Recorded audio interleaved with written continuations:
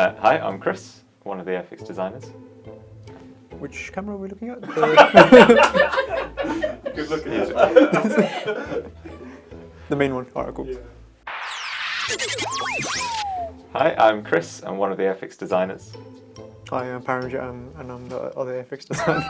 Along with I'm the other. There's only two of them. Hi, I'm Paramjit, and I'm an Airfix designer. and I'm Chris, and I'm also an Airfix designer.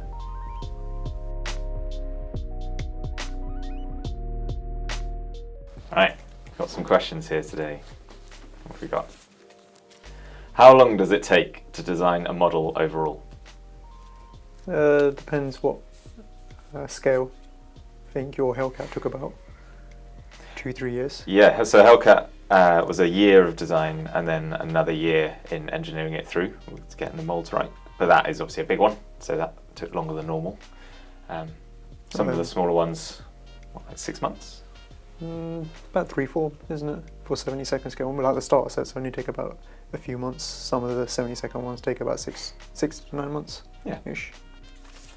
How many aircraft projects have you got running? I was trying to think. So we're always designing one project at a time. Yeah, I guess individually you may have, like, you're probably designing one and maybe engineering one through. So individually, probably only a couple. Do you remember that time I was engineering 4? Yeah, that was a lot. That was a lot. But I guess as a team, that means we're having like sort of working on 6 at a time at the moment. Yeah. 6 to 8. 6 to 8 at a time. Individual designers probably, obviously one design, and then maybe 1, maximum 2 you're engineering through. Yeah. If you could design any model and not worry about commercial pressure, what would it be and why? I know which one. You know which one I'm going to go for. Yeah. Not worry about. Oh. All right, you go first. One, I think. A 1350 Queen Elizabeth class carrier. How big? How big? How big is it? How big do you think that should be? It's about that big. Nice.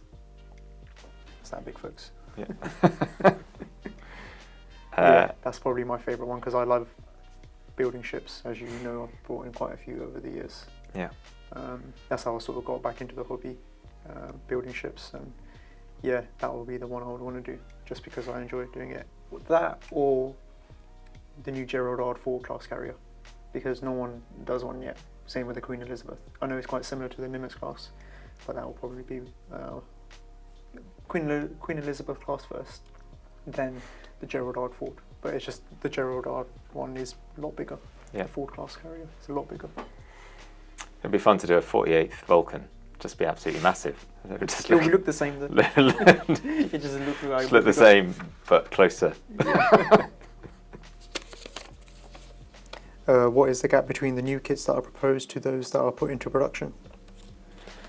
Again, I guess it depends on size. So if generally takes maybe an extra at least 6 months from sort of design being finished to it getting out there, maybe a bit longer even. So yeah, because when we sign it off for tooling and it starts tooling, it's usually, and when it goes into the market, it's usually about a year. yeah, So that anything can be even longer, can't it? Yeah, sometimes. So a good 2 to 3 years, I guess, depending on the size of the project. If you could design anything that wasn't a plane, car or ship, what would it be? A spaceship? Yeah, I wouldn't mind doing some of the new space stuff. Like quite a lot of interesting engineering going on with that. It could be quite cool. I mean, like either sci-fi or actual, like Saturn V, stuff like that. Maybe a more modern Saturn V would be pretty cool. Yeah, I can't think of that. I mean, I wouldn't mind doing a tractor, although that probably counts as something. Yeah, that counts as. That would be cool. Yeah. I mean, we've got some 1/35 ones that are just coming out or have been out, those tractors. Or are you talking about like proper diggers or something? Yeah, doing like a new, get to do that. Wouldn't mind designing that. Right. What has been your most challenging project? The one I'm working on that I can't talk about. And transition. And transition, yeah. And same with you, the one that you're working on, but you can't talk about. Can't right talk now. about it, yeah. All right, what's the most challenging one you've done that you can talk about? They're all challenging in their own, in different ways. Because I haven't done that many. Probably got to say the mosquito. But even then, the first one is always a bit of a challenging one, as in the very first project that you start, because there's a big learning curve. It's like that sort of similar sort of thing that people say. There's a big jump when you go from GCSE to A level. Yeah. No, you got a big jump-ish. Yeah, it's tricky. I don't know. Yeah, as you said, each are challenging in different ways. Yeah. I mean, like your Hellcat was pretty cool. That was Yeah, like that probably feels like it should be the most challenging, Mm. and I guess it was from a like CAD point of view. But then I remember the Sea King helicopter. Really enjoyed it, but it was kind of challenging just because there's so many variants and knowing like so many things got bolted onto them in their various missions. Like getting the research done for that was difficult. Felt challenging. Your B-17 was pretty cool. I mean, like you've done that via Yeah, drawings. really enjoyed offset- that. But offset tables. that was, I guess that was like, you could say it was challenging because it was something slightly different to work with, where it was no scan data but all the original drawings. Yeah. And working through that was a different challenge. Really enjoyable though. Mm. Yeah, none of them have been like really not enjoyed, but each have had their own sort of challenge. Yeah. Another question. What's your favourite part about the job? Building the kits and going to shows. Those are my two favourites. Yeah, I guess being able to see something we've got to like work on with a team, but then getting to see it in the shop is really very satisfying. And then seeing other people build it up and see what sort of creativity they're able to do with it is brilliant to see. That's good fun. This is one for you. It must be hard to shut down doing what you do. Do you ever dream of aircraft and designing at home? How do you unwind? I don't really have dreams, I have more nightmares. I'll wake up in the middle of the night screaming. Yeah. Something else. God, you're seeing somebody about that. You're seeing Yeah. I don't think they want to see me though. No. Yeah, I find it quite hard to unwind just because I'm doing it 24/7, even on the weekends. Even when I'm off work, off clock, I'm still thinking about work, thinking about how to do stuff. You're alright, you just walk out Yeah, the to door. be You honest, just walk out the door and you absolutely forgot. fine. As soon as I'm out the door, it doesn't worry me. Yeah. I used to think about it a bit more, Yeah, I've got issues. but yeah. I've got issues. Now you do all the worrying for us. Yeah, I'm not worried for you guys. It's like I've taken on the burden Yeah. of worrying for everyone. It's a treat. Another question. Can you walk me through a project? What's the general process? Should I go? Yeah, go on. So it will start, obviously you've got to decide what we want to do, but that's sort of, I guess, a bit of a different question. But once we've known what project it is, what aircraft or tank or whatever, we will try and get as much research as we possibly can, which can come from a variety of different sources. We'll hopefully go visit one, take a bunch of pictures. If it's possible, we'll get one 3D scanned, and so that's like collecting all the data. And then we'll start doing the CAD design, building up the kind of basic shape, so we get confident on that. And then once we've got the shape, we'll start to split the parts up, figure out how we can get it molded. And once we've done all the CAD work, which could take anywhere from a couple of 3 months to a year, then we'll get a prototype made, find all the issues with that, make all those adjustments, and then after all of that process, we'll send it off to get the mold made. And then that is a fair bit of back and forth once that's happened. And then eventually the plastic bit's done, but along that journey we've still had the artwork being done, we've had the instructions being done, boxes modelled up, and a variety, loads of different parts to it, really. How do you decide on a colour scheme? Do you go through many before deciding? So that's usually our manager and researcher who usually goes through that. Sometimes we look at some stuff and be like, oh yeah, that's pretty cool, let's see if we can do that. But usually that's the job of the researcher and our manager, and they usually do it before we've even designed it sometimes. Yeah, Or they so have an idea of what we want to they'll do. have an idea. It'll often be like a mixture of what can we actually find enough information for, what can we be confident about, Yeah. what's got a cool story behind it. Yeah, story plays a big pivotal role in it. And sometimes if there's if there's been a particular aircraft we've managed to get loads of research from, that might play a factor as well. Might want to do that one, but research is it interesting, and good storyline tends to be good factors. Yeah. Do you snack and design? Question mark. Favorite biscuit? Question mark. Who snacks the most in the group? Oh, I don't know. I thought you were gonna say me.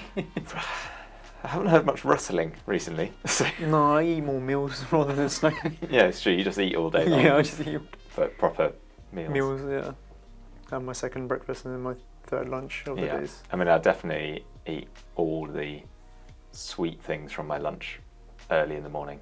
We have loads of Haribos. Yeah, do often have Haribo. We used to, as a design team, I'm not a part of this, by the way. we at one point created up a spreadsheet to analyse the favourite biscuits, all done in lunchtime hours, obviously. And so from that, I should say that Golden Crunch creams are the best biscuit. If you wanted to get into this career, how can I go about it? Well, I guess we both kind of did a similar sort of thing, where we went and studied product design at uni. Yeah, you went to Loughborough, I went to Brunel.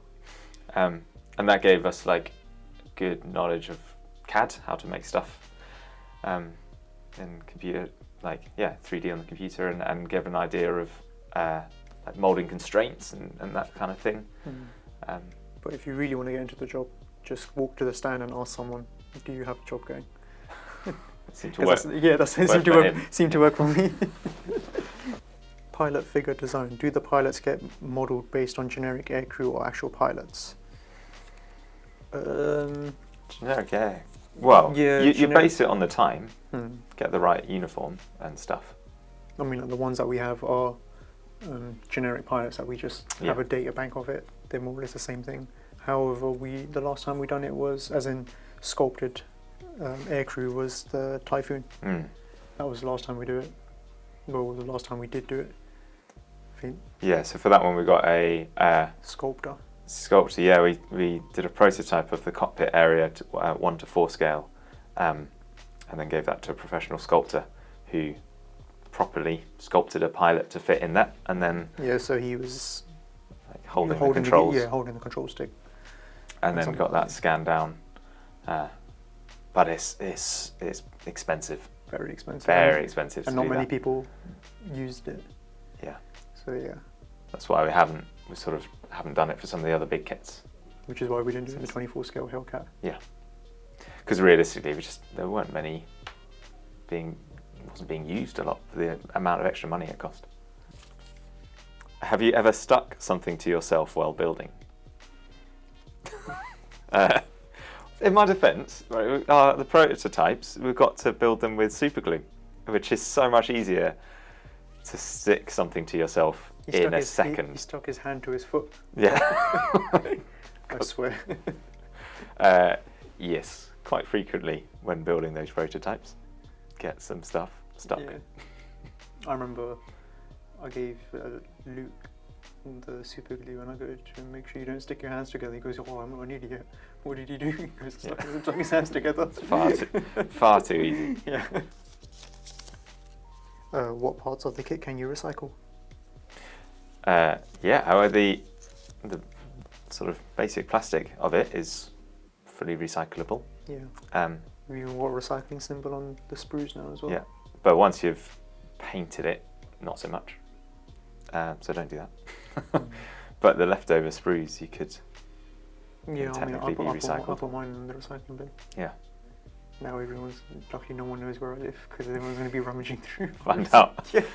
What kits haven't come out yet. Yeah, what kits Found in Paramjit's bin. Yeah. Found. Yeah, I just put them in the recycling bin. Yeah. what advice would you give to a beginner modeler? First bit of advice, choose your subject, see what you like. So civilian aircraft, military aircraft, tanks, ships, space, sci-fi, whatever. Then look for something that piques your interest. So let's just say you like military aircraft and a Spitfire looks pretty cool. Go build one of those. I mean, like for me, it was went on the USS Midway Museum and bought the biggest ship I could find, which wasn't sensible at that time.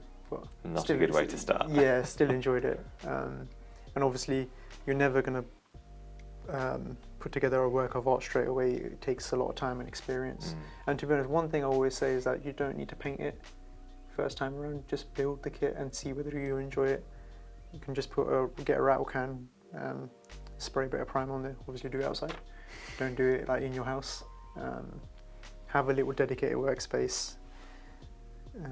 And most important thing, just enjoy it. And again, it takes time to build up your skills and knowledge and stuff like that. I mean, when I started it about 11, 12 years ago, I was so uneducated, if that makes sense, in terms of like I just didn't understand what was going on. But once you get more into it and look at people's builds or see how they do things, then you pick up things one after another. I mean, like in your early days, you're like a sponge where you're just absorbing all this information. But yeah, don't get disheartened and just enjoy what you're doing. What is your favorite Airfix kit? And it doesn't have to be whether you designed it or anything like that. Just whatever's your favorite one. Oh, I think, I'm going to take two questions. I think probably the thing I get most joy out of is the Mary Rose, little 1-400. It was one of my first kits, but I love it. It's a great little thing. That's coming out as a starter set as well. Yep, coming back out again as a starter set. And then a kit that I think looks amazing, really cool, is the Walrus I've got. Oh, really? I think it's quite a fun... Wasn't expecting you to say that. No, I just think it's a really interesting subject, I thought. And I really like the look of the kit. Nice. So. What's your favourite one that you've designed, other than Mary Rose? Other than Mary Rose? Because I've got 3 in my head that I know that you like, or 4, so it's quite hard. I guess one of the ones I think I had the most pleasure of designing, and then probably like it is the B-17. Yeah, but then a kit that I actually really like the look of at the end of it was a 48th Defiant out of ones that I've done. I really enjoy that. I think it looks cool. Yeah, I mean, I was thinking you were probably going to say something like the Vulcan or Hellcat. But yeah. Nah, I don't. I mean, they're like, I guess, supposedly impressive, but they're not my favourite. Yeah, in terms of, I get what you mean. My favourite Airfix kit,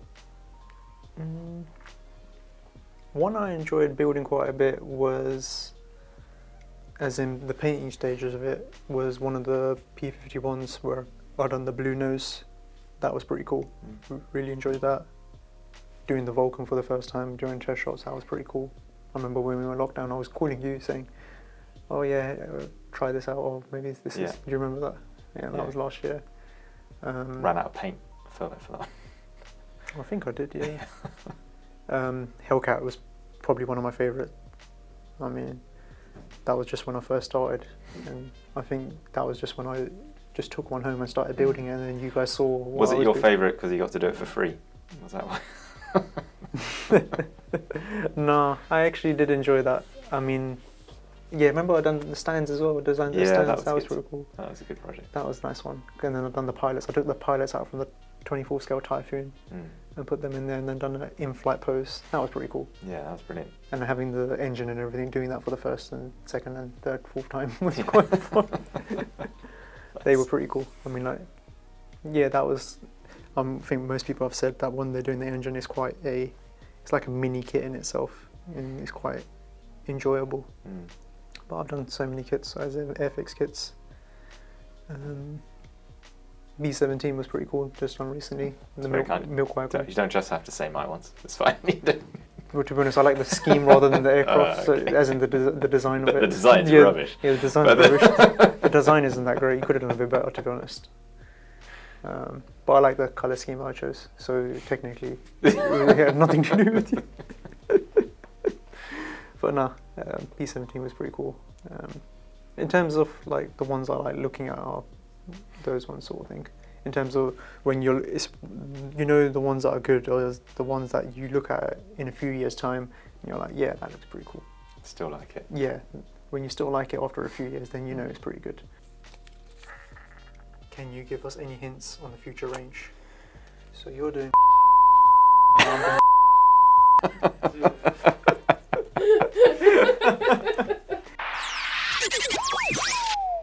Nice try with that question. Yeah. Afraid we can't let you know what's coming out later, but I'm sure I was going to pull it out again. well, I feel like they've done that bit. Okay. Right. Nice try.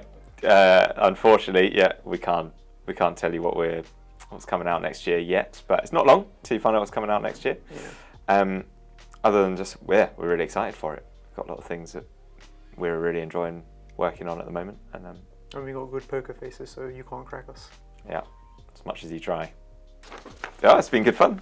Thanks for all your questions. Yeah, thank you. Feel free to ask some more. Maybe we'll do another one of these again soon. But it's been great. Cool. Take care. Dunk once, single dunk, not double dunk. Maybe no. So you. I think that's the you problem don't- with the malted milk, so you can only do a single dunk. No, you dunk it in, you bite it, and then the rest of it that you haven't dunked in because your fingers will go right it's into a the tea, risk then though, you can isn't it? sort of rotate it a bit. That's one of the wonderful things about Hobnob.